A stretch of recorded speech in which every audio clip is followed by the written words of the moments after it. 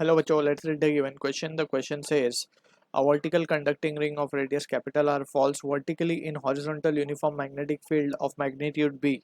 The direction of B is perpendicular to plane inward when speed of ring is V. Option 1, current flows in the ring. Option 2, A and D are at same potential. Option 3, C and E are different potential. Option 4, the potential difference between A and D is 2BRV with D at higher potential.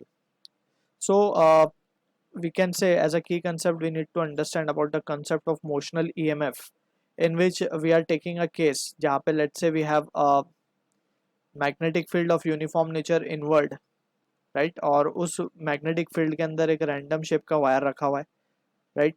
And this wire is placed in this magnetic field और वो कुछ velocity v से चल रहा है, ठीक है? अब यहाँ पे we need to be careful और उसके जो एंड पॉइंट है उनका हम नाम दे देते हैं P Q.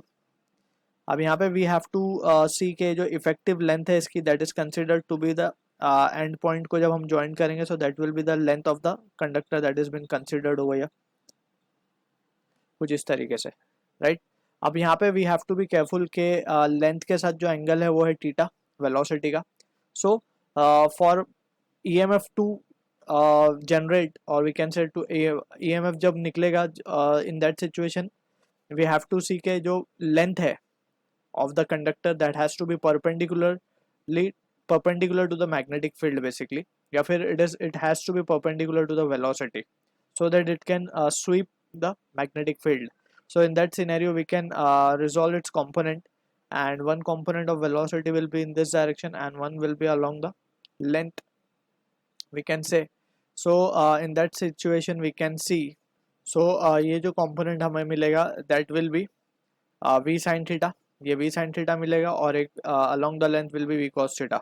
So in that situation हम क्या कह सकते हैं, EMF induced will be BVL sin theta. So this is the thing that we need to clear with. अब यहाँ पे also we need to remember अगर हमें कोई closed loop given है जो कि magnetic field में रखा हुआ है, so for that closed loop the induced EMF will be 0. लेकिन अगर induced EMF हमसे पूछा गया across is diametrical end, so that situation जो हमसे इस क्वेश्चन में भी पूछी गई है, so that let's analyse that question.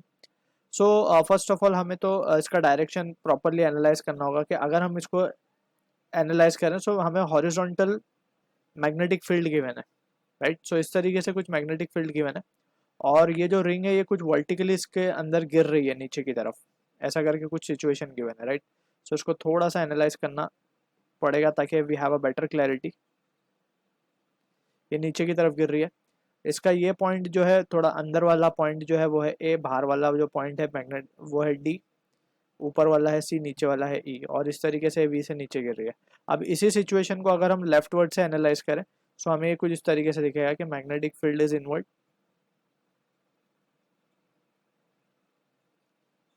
Right? And in that scenario we can say के रिंग आ रही है नीचे की तरफ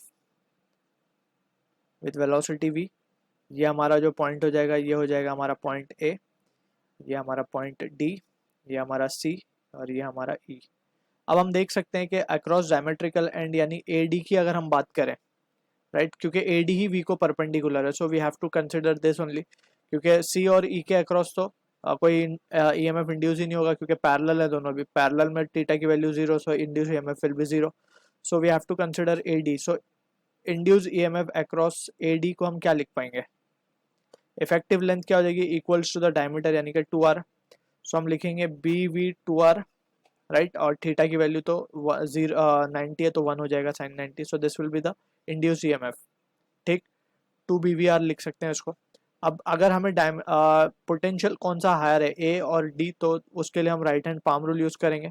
सो राइट हैंड पाम रूल के according we need to point the finger in the direction of magnetic field जो कि inward होंगी, thumb in the direction of velocity जो कि डाउनवर्ड है, and palm face of right hand will give the direction of positive charge, या फिर हम यूँ कहें कि उसके अपोजिटली इलेक्ट्रॉन ड्रैग होंगे.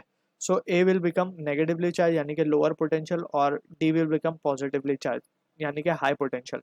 So we can say D will be at higher potential. So from the options given we can see जो option 4 है हमारा is the right answer to the question. I hope you understood the solution. All the best.